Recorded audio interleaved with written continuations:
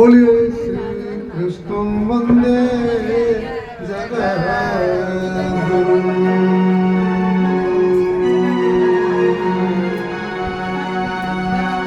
बोले श्री रघुनाथ जी महाराज की जय हो। चार भुजानाथ की जय हो। भगवान शंकर की, लक्ष्मी नारायण भगवान की जय हो। बोले भक्तराज हनुमान जी महाराज की जय हो। बोले रास राशेश्वरी राधा रानी की जय हो। बोलिए ग्राम के समस्त देवी देवताओं की जय हो। हमारे पितरेश्वरों को सादर सादर नमन, सादर प्रणाम करता हुआ पूज्य बाबा साहब के श्री चरणों में मैं नमन करता हूँ, बार बार वंदन करता हूँ। मेरे माता पिता के चरणों में मेरा कोटि कोटि नमन, कोटि कोटि वंदन।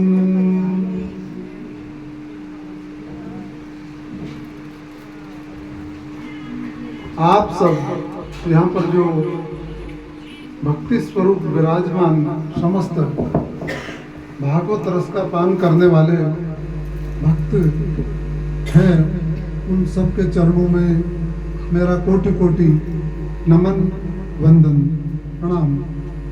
यहाँ पर जो ब्राह्मण विराजमान हैं, जो इस धरती पर देवता स्वरूप हैं, उनके चरण कमलों में मैं सादर नमन करता हूँ, प्रणाम करता हूँ, उनके चरण कमलों की वंदना करता हूँ। मैं संगतकार जो यहाँ पर विराजमान है उनको नमन करता हूँ।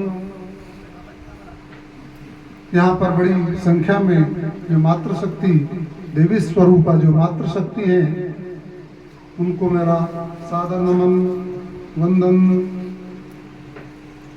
अनंत कोटि ब्रह्मांड नायक है करुणा करुणा वर्णालय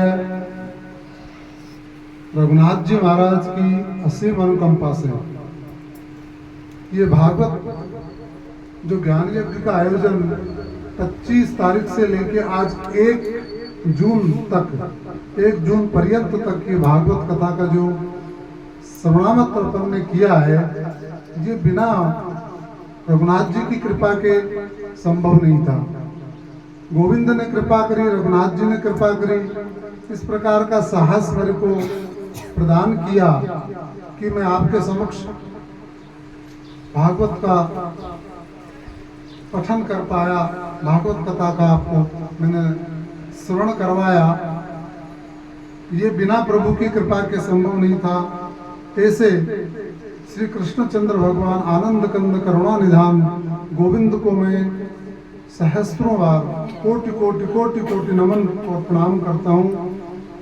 और आप लोगों को कल जैसा कि हमने बताया है, आज भागवत की पूर्णावती का दिवस है।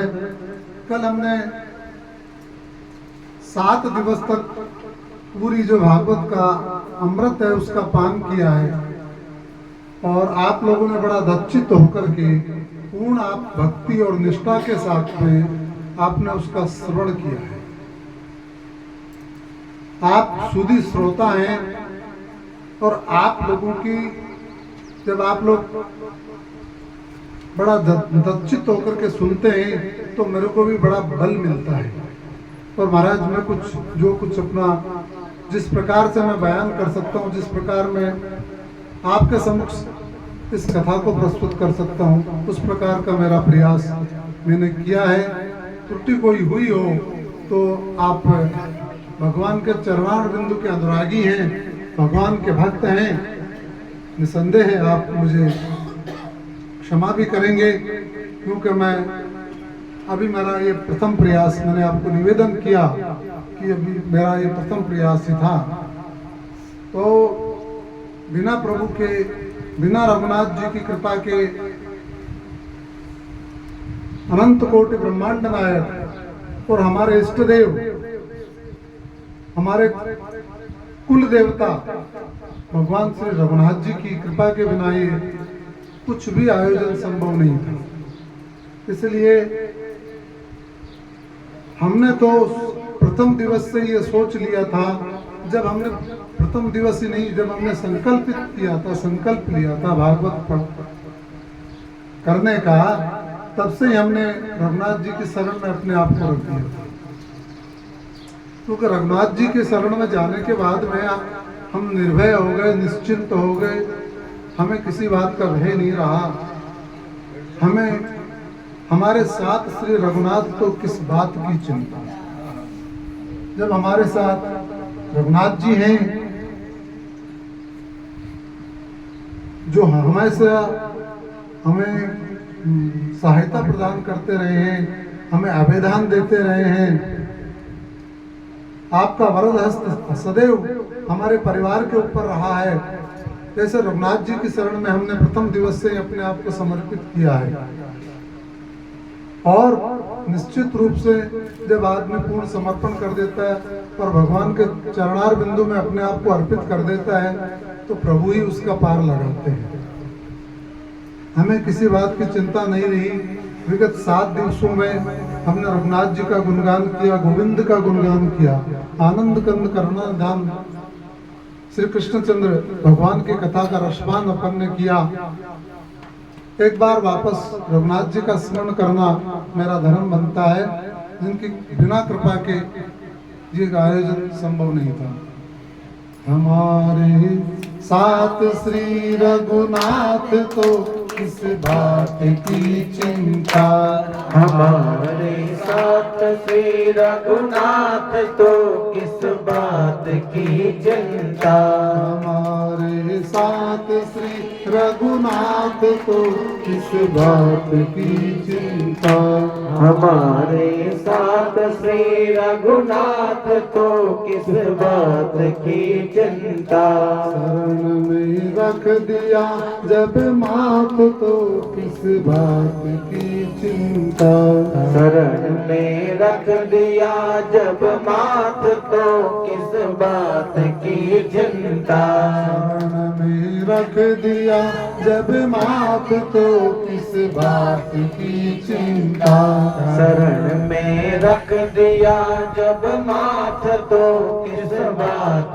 की चिंता, करते हो तुम दिन रात क्यों बिन बात की चिंता, किया करते हो तुम दिन रात क्यों बिन बात की चिंता, क्या करते हो तुम दिन रात क्यों बिन बात की चिंता, किया करते हो तुम दिन रात क्यों बिन बात की चिंता, मेरे स्वामी मेरे स्वामी मेरे स्वामी को रहती है तेरे हर बात की चिंता, तेरे स्वामी को रहती है तेरे हर बात की चिंता, तेरे स्वामी को रहती है तेरे हर बात की चिंता, तेरे स्वामी को रहती है तेरे हर बात की चिंता, हमारे साथ श्री रघुनाथ तो किस बात की चिंता, हमारे साथ श्री रघुनाथ तो किस बात की चिंता, खाने की न पीने की न मरने की न जीने की, न खाने की न पीने की न मरने की न जीने की, न खाने की न पीने की न मरने की न जीने की, न खाने की न पीने की न मरने की न जीने की, हर सांस रही हर श्वास रही हर श्वास में भगवान के प्रिय नाम की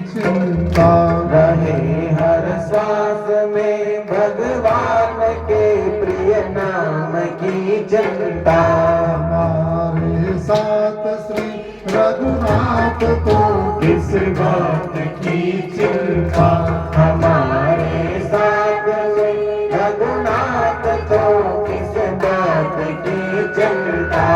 विभीषण को अभय वर दे किया लंकेश पल भर में। विभीषण को अभय वर दिया लंकेश पल भर में। विभीषण को अभय वर दे किया लंकेश पल भर में। विभीषण को अभय वर दे दिया लंकेश पल भर में। उन्हीं कहा गीता कर रहे गुणगान तो किस बात की चिंता। उन्हीं का कर रहे गुणगान तो किस बात की चिंता। उन्हीं के हाथ में जब हाथ तो किस बात की चिंता। उन्हीं के हाथ में जब हाथ तो किस बात की चिंता। हमारे साथ से रघुनाथ तो किस बात की चिंता। हमारे साथ श्री रघुनाथ तो किस बात की चिंता। शरण में रख दिया जब माथ तो किस बात की चिंता। शरण में रख दिया जब माथ तो किस बात की चिंता। हमारे साथ श्री रघुनाथ तो किस बात की चिंता। हमारे साथ श्री रघुनाथ को किस बात की चिंता। शरण में रख दिया जब माथ तो किस बात की चिंता।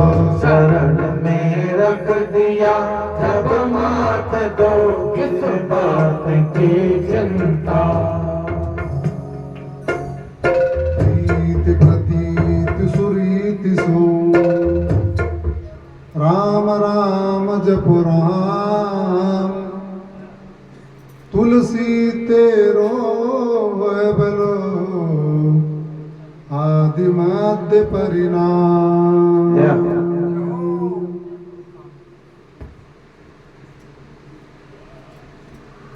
महाराज कल हमने आनंद कंद गोविंद की कथा का श्रवण किया, उनकी कथा का रसपान किया। मैंने कल भी आपको निवेदन किया भागवत का अब परीक्षित जो है उनका 7 दिन का समय हो गया। कथा सुनते सुनते अनवरत कथा सुनी है और इधर परीक्षित ने प्रश्न किए हैं, सुखदेव मुनि ने उनका उत्तर दिया है, भगवान का गुणानुवाद किया है।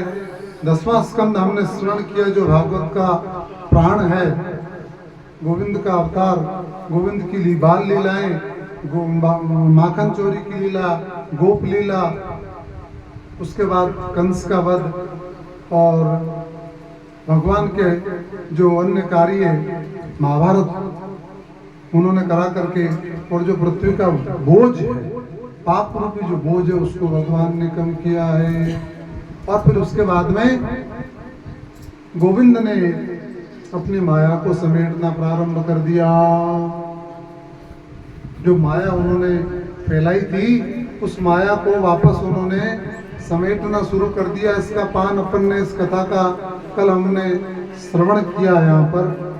और महाराज अब सुखदेव मुनि परीक्षित से कह रहे हैं, हे परीक्षित, इस मद भागवत में श्री नारायण जी के लीला चरित्रों का वर्णन है। श्री मद भागवत को परम ब्रह्म प्रभु का स्वरूप समझना चाहिए। और कौन से परम ब्रह्म परमेश्वर का, जिनकी नाभि से कमल पुष्प के द्वारा कमल के पुष्प पर ब्रह्मा प्रकट हुए हैं, उन परम प्रभु का ये स्वरूप है भागवत। ये जो भागवत महापुराण है उन परम प्रभु का स्वरूप है। और राजा अब सुखदेव मुनि ने कहा है, परीक्षित जी अब तक्षक के काटने का समय आ गया है, लेकिन आपको मृत्यु से घबराना नहीं है, मृत्यु से नहीं डरना है। इस प्रकार कहा है, तुम सब स्थानों पर, प्रत्येक जगह पर भगवान को विद्यमान समझो, भगवान को वहां पर उपस्थित समझो। वे अविनाशी हैं, भगवान जन्म मरण से, आदि अंत और मध्य से परे हैं और शाश्वत सत्य है। संसार के सभी जो संबंध है वो मिथ्या है। इस प्रकार की बातों को अपने हृदय में रखो आप, ऐसा कहा है। और जो अज्ञानी पुरुष है वो श्री हरि की माया में फंसे रहने के कारण, संसारी जो लोग हैं वो जन्म मरण और सुख दुख को मानते हैं, सुख दुख और जन्म मरण को। बाकी भगवत गीता में भगवान ने कहा है, मैंने कल भी आपको निवेदन किया था कि भगवत गीता का जो उपदेश है वो भगवान ने इस धरती पे छोड़ा है। ऐसा अद्भुत उपदेश छोड़ा है जो जीवन को हम भगवान के चरणार बिंदु में अर्पित कर सकते हैं। रोजाना अगर हम उसका स्वाध्याय करते हैं, पठन पाठन करते हैं, तो निश्चित रूप से गोविंद के चरणार बिंदु में हमारा अनुराग उत्पन्न हो जाता है और हम सर्वशक्तिमान गोविंद के चरणों में हम निश्चित रूप से हमारा समर्पण वहाँ पर होता है और हम भगवान के चरणार बिंदु की शरण में ही जाते हैं। यदि सचमुच तो सत्य बात यह है कि ये आत्मा है जो सदैव अमर है। इस आत्मा को, ये अमर है आत्मा। वंशांश जीर्णानि यथा विहाय नवानि गृहाणि नरोपराणि तथा शरीराण विहाय जीर्णा अन्यान्य संयान्ति नवानि देहे। ये आत्मा जो है, भगवान ने हर गीता में, हर अध्याय में यही कहा है, क्षर और अक्षर, क्षर चाक्षर, ये जो अक्षर है ये आत्मा है, अक्षर शरीर है। 15वें अध्याय में बताया भगवान ने, ध्वानो पुरुषो राजन अक्षर चाक्षर क्षर सर्वाणि भूतानि कूटस्थो अक्षर उच्यते। ऐसे कहा है, कूटस्थो अक्षर। ये जो कूटस्थो है, ये जो आत्मा है, ये अमर है। आदमी केवल बीच में, अनादि मध्यांत, आदमी केवल बीच में प्रकट होता है। न पूर्व का पता, न मरने के बाद का पता। बीच में आदमी प्रकट होता है, माया से फिर वो भ्रमित रहता है। ये शरीर तो माया के गुणों से बनता है और बिगड़ता है। राजा को सुखदेव मुनि यहाँ पर एक उदाहरण के द्वारा बताते हैं कि जिस प्रकार जल से भरे हुए पात्र में सूर्य की छाया पड़ने पर अनेक सूर्य दिखाई देते हैं। जल से भरे हुए कई पात्र हैं और सूर्य की छाया प्रत्येक पात्र में अलग अलग दिखाई देती है। पर उस जिस प्रकार से पात्रों को अगर तोड़ दें और तो वो प्रतिबिंब जो है सूर्य भगवान का, वो सूरज में चला जाता है। इसी प्रकार से ये आत्मा है। ये आत्मा भी फिर अपने आप भगवान में चला जाता है। सूर्य का तो नाश नहीं होता, पर उस पात्र का जरूर नाश हो जाता है। इस प्रकार से इस शरीर का जन्म मरण समझना चाहिए। ऐसा कहा है, 84 लाख योनिया में भगवान जो है, ये मनुष्य जीव जो अपने को मिला है, ये बड़ा मुश्किल से मिलता है।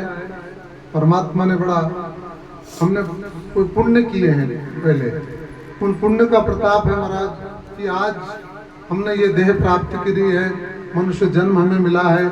और इस जन्म में हमें भगवान का निरंतर स्मरण करते रहना चाहिए। इस प्रकार से हे परीक्षित, ऋषि के शाप के कारण आज तुम्हारा शरीर तक्षक नामक सर्प के काटने से मृत्यु को प्राप्त हो जाएगा।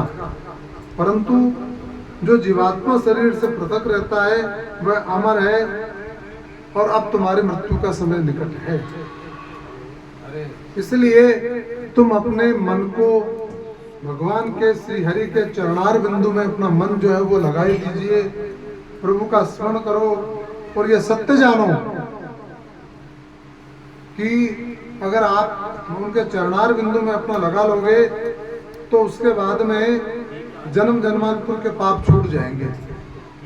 क्योंकि कहा है ना भगवान ने, यम यम व्यापी स्मरन् भावान् तज्जयन्ते कलेवरम तम तमैवैति कौन्तेय सदा तद्भाव भाविता। सदा उसी भाव से भावित रहता है। इसलिए सुखदेव मुनि ने कहा है कि राजा अब आप ऐसा करिए, अपना जो मन है, अपना जो चित्त है, उसको श्री हरि के चरणार बिंदु में लगा दीजिए। और यहाँ ये भी कहा है उन्होंने कि आपने श्रीमद्भागवत महापुराण का स्मरण किया है, उसको सुना है, इसलिए तुम्हारी मुक्ति होने में कुछ भी संदेह नहीं है, ऐसा कहा बना। और कहा है राजन, जो मनुष्य इस अमृत रूपी कथा को सच्चे मन से एकाग्र चित्त होकर, बड़ा दृढ़ चित्त होकर, ध्यान चित्त होकर के कहते हैं अथवा सुनते हैं, वे अवश्य ही मुक्ति को प्राप्त करते हैं और उसके बाद में वैकुंठ के अधिकारी बनते हैं। इस प्रकार से राजा को कहा है। और महाराज अब 7 दिन हो गए हैं, भागवत कथा को सुनने से परीक्षित का अज्ञान जाता रहा। जो अज्ञान था परीक्षित में, वो अज्ञान जाता रहा और उसने सुखदेव मुनि की विधिवत पूजन किया है। उनके चरणार बिंदु को पकड़कर हाथ जोड़ करके राजा विनती कर रहा है, उनसे कह रहा है कि हे भगवान, आपने मेरे समस्त शोक और संदेह को नष्ट कर दिया है, आपने मेरा उद्धार किया है। आप जैसे दयालु महात्मा, परमार्थी संत, ज्ञानी मनुष्य को ज्ञान रूप नौका के सहारे भवसागर से पार उतार देते हैं। मेरा मन श्री हरि के चरणार बिंदु में लीन हो गया है, इसलिए अब मुझे तक्षक के काटे जाने का और अपनी मृत्यु का भय नहीं है। अरे जो भगवान के चरणार बिंदु में अपना मन लगा देता है, वो मृत्यु से निर्भय हो जाता है, उसको भय नहीं रहता। इसलिए राजा ने कहा कि अब मैं मृत्यु का मेरे को कोई भय नहीं है। और सुखदेव मुनि कहते हैं, परीक्षित, अब तुम्हें उन अवश्य ही प्रभु का स्मरण करना चाहिए।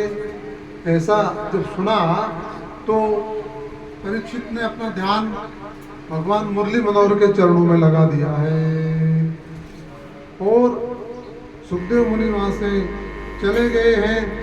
और अन्य जो ऋषि हैं आज जो वहाँ आए हुए थे, वो भी उठकर अपने अपने स्थान पे जाने लग गए हैं महाराज। और उसी समय तक्षक जो है वो उसका आगमन हुआ है, ब्राह्मण का भेष धर करके आया है, ब्राह्मण का रूप धर करके तक्षक वहाँ पर आया है और राजा परीक्षित को काटने के लिए अपने स्थान से चल पड़ा।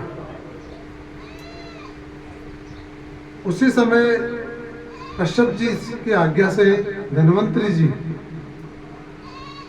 जिनका मैंने आपको निवेदन किया था कि समुद्र मंथन के समय धन्वंतरी जी अमृत को लेकर प्रकट हुए थे, वो धन्वंतरी जी बड़े ज्ञाता हैं, शरीर शास्त्र के बड़े ज्ञाता हैं, जिसके प्रभाव को भी खत्म कर देते हैं। इस प्रकार का उनमें गुण है। तो महाराज कश्यप जी की आज्ञा से धन्वंतरी वैद्य जो है राजा परीक्षित के प्राण बचाने के लिए औषधियों को लेकर के और अपने वहां से रवाना हो गए। और जब उनकी भेंट, जब उनकी मुलाकात तक्षक से हुई, जो कि ब्राह्मण का वेश धर करके जा रहा था, तो उनसे पूछा है, वैद्यराज आप कहाँ पर जा रहे हैं, आप कौन सी जगह जा रहे हैं?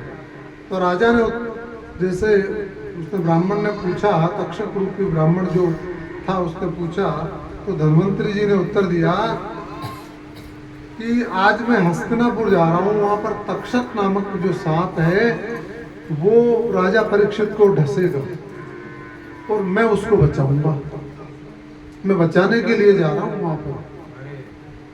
तो तक्षक को वो तक्षक ब्राह्मण का रूप था। वार्तालाप भी दोनों में हो रहा है। देखो, जो बचाने जा रहा है उसकी भेंट मारने वाले से ही हो रही है।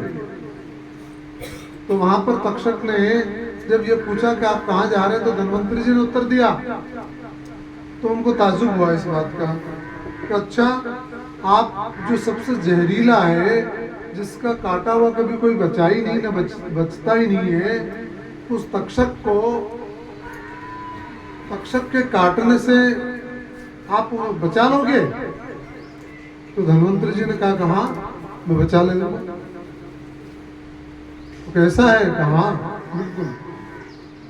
तो फिर उसने अपना भेद खोल दिया तक्षक ने। कि महाराज ऐसा है, मैं तो ब्राह्मण का भेष धर के जा रहा हूँ, बाकी तक्षक नहीं हूँ, मैं खुद ही तक्षक हूँ।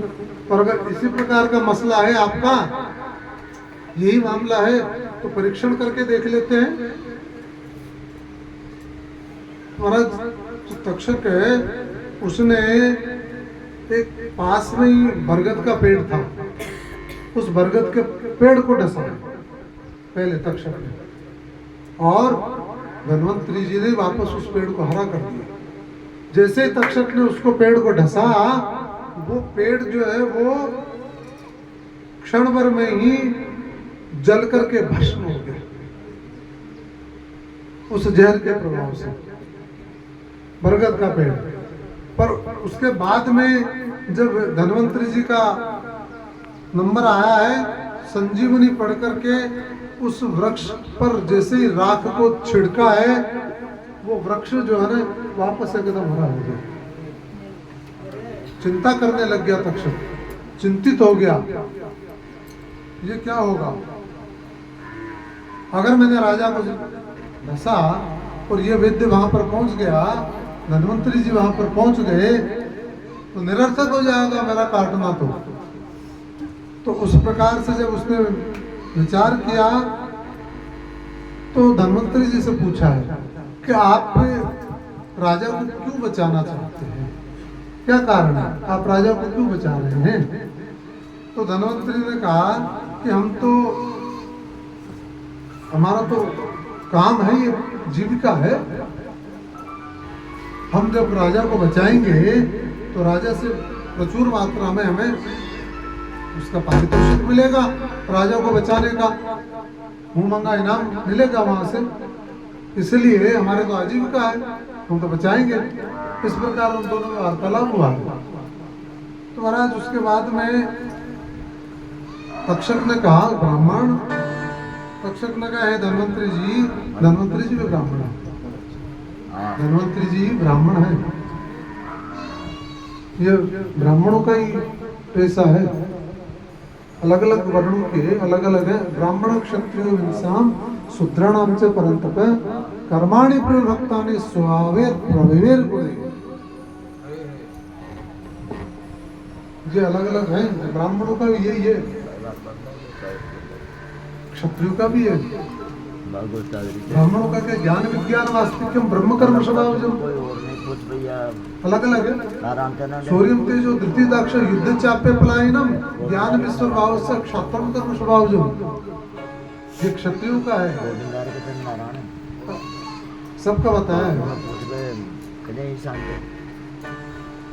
ब्राह्मणों का पता है, समय दप सोचम क्षांति राजनम एवं ज्ञान विज्ञान वास्तविकम ब्रह्म कर्म स्वभावजम, ये भूमि का बताया है। और परिचर्यात्मकम कर्म शुद्रापि स्वभावजम, ये स्वाभाविक गुण है भगवान ने कहा, ये प्रकृति प्रदत्त स्वाभाविक गुण है, इसलिए ब्राह्मण होने का ये धन्वंतरी जी भी ब्राह्मण है। ज्ञान विज्ञान विज्ञान यही चिकित्सा विज्ञान कहते हैं, ये भी विज्ञान ही है। तो ज्ञान विज्ञान वास्तविक ब्रह्म कर्म स्वभाव, जो ये ब्राह्मणों के स्वाभाविक कर्म है, ज्ञान देना लेना, विज्ञान का वो करना, ये ब्राह्मणों के स्वाभाविक कर्म है। तो धन्वंतरी जी से कहा है तक्षक ने, हे ब्राह्मण, अगर आपको धन की अभिलाषा है, आप धन चाहिए आपको, तो मैं आपको जितना आपको धन चाहिए उतना मैं आपको दे देता हूँ, और उस धन को लेकर के आप लौट जाइए, ऐसा कहा है। तो धन्वंतरी जी उस बात से सहमत हो गए। ठीक है, आप दीजिए मेरे को धन। और तक्षक ने प्रचुर मात्रा में धन धन्वंतरी जी को दिया और धन्वंतरी जी वापस अपने घर को लौट गए। अब राजा उसके बाद महाराज वो जो तक्षक है उसने ब्राह्मण का वेश छोड़ा और एक कीट का रूप बना लिया। एक कीट, छोटा जो कीट होता है उसका स्वरूप बनाया है और एक फूल पर जाकर बैठ गया। जब ब्राह्मणों ने वो फूल उठा करके राजा तक्षक, वो जो फूल उठा करके राजा परीक्षित को दिया है, जिस फूल पे तक्षक बैठा हुआ था,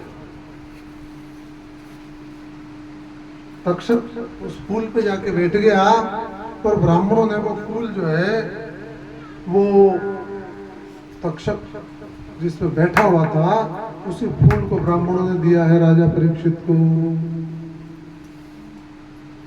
महाराज उसके बाद में जैसे ही परीक्षित ने वो फूल लिया, तक्षक ने उनको डस लिया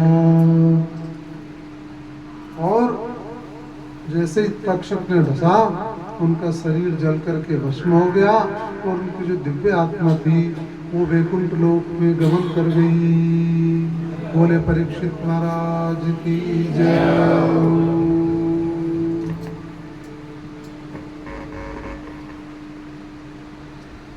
जय महाराज।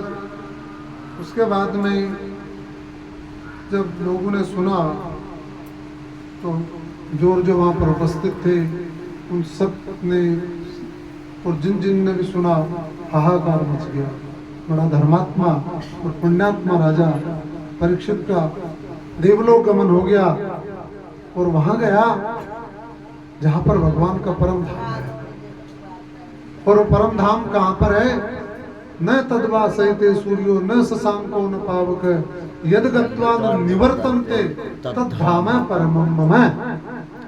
जहां पर गया हुआ व्यक्ति वापस लौट करके नहीं आता वो मेरा धाम है अर्जुन। वहां पर उस परम धाम में चले गए हैं। राजा परीक्षित नगर के वासी विलाप कर रहे हैं, राजा का गुणगान कर रहे हैं। राजा किस प्रकार का था, पुत्र जन्मेजय हुआ, उसको राजा बनाया है, अंत्येष्टि क्रिया को संपन्न करवाया है, ब्राह्मणों और मंत्रियों के सम्मत अनुसार सारा काम किया है, अंत्येष्टि का कार्य किया है। जन्मेजय जो है वो राजगद्दी पर बैठा है और अब महाराज 12 वर्ष हो गए जन्मेजय को राजगद्दी पर बैठे।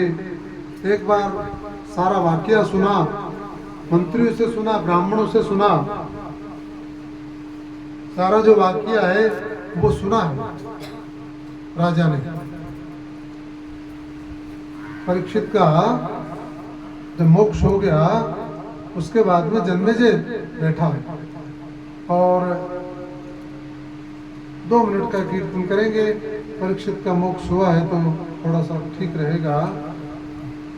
गोविंद जय जय गोपाल जय जय गोविंद जय जय गोपाल जय जय गोविंद जय जय गोपाल जय जय राधा रमण हरि गोविंद जय जय राधा रमण हरि गोविंद जय जय गोविंद जय जय गोपाल जय जय गोविंद जय जय गोपाल जय जय राधा रमण हरि गोविंद जय जय राधा रमण हरि गोविंद जय जय गोविंद जय जय गोपाल जय जय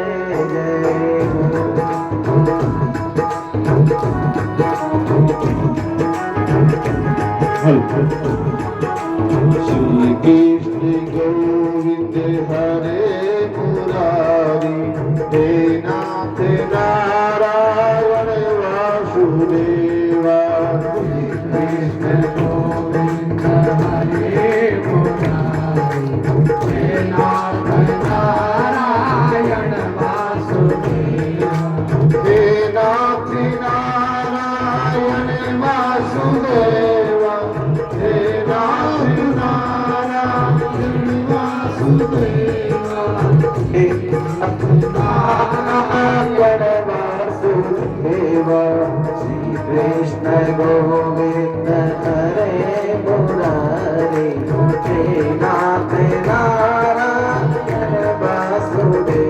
वासुदेवा श्री कृष्ण गोविंद हरे मुरारी नारायण वासुदेवा एकमात्र स्वामी सखा हमारे एकमात्र स्वामी सखा हमारे एकमात्र स्वामी सखा हमारे एकमात्र स्वामी सखा हमारे हे नाथ नारायण वासुदेवा श्री कृष्ण गोविंद हरे मुरारी हे नाथ नारायण वासुदेवा कृष्ण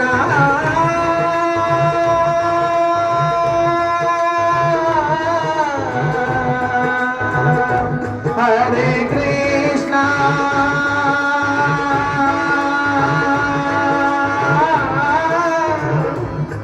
हरे हरे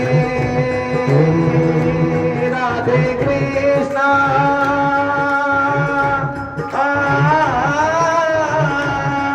हरे हरे राधे गोविंदा मन बदले हरि का प्यारा नाम है। राधे गोविंदा मन बदले हरि का प्यारा नाम है। ओ गोपाला हरि का प्यारा नाम है। नंदलाला हरि का प्यारा नाम है। श्री राधे गोविंदा मन बदले हरि का प्यारा नाम है। बचपन राधे गोविंदा तू बदले हरि का प्यारा नाम है। प्यारा नाम है रे हरि का मीठा नाम है। प्यारा नाम है रे हरि का मीठा नाम है। राधे गोविंदा मन बदले हरि का प्यारा नाम है। हमको कभी नहीं बजते हमको कभी नहीं बजते फिर भी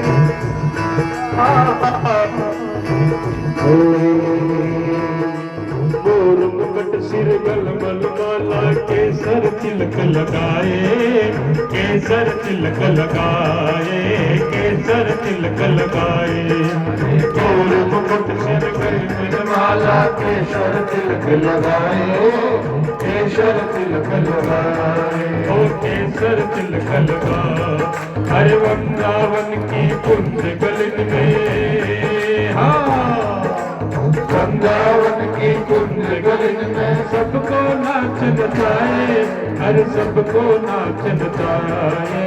सबको नाच श्री भज राधे गोविंदा तू बदला हरि का प्यारा नाम है। भज मन राधे गोविंदा तू बदले हरि का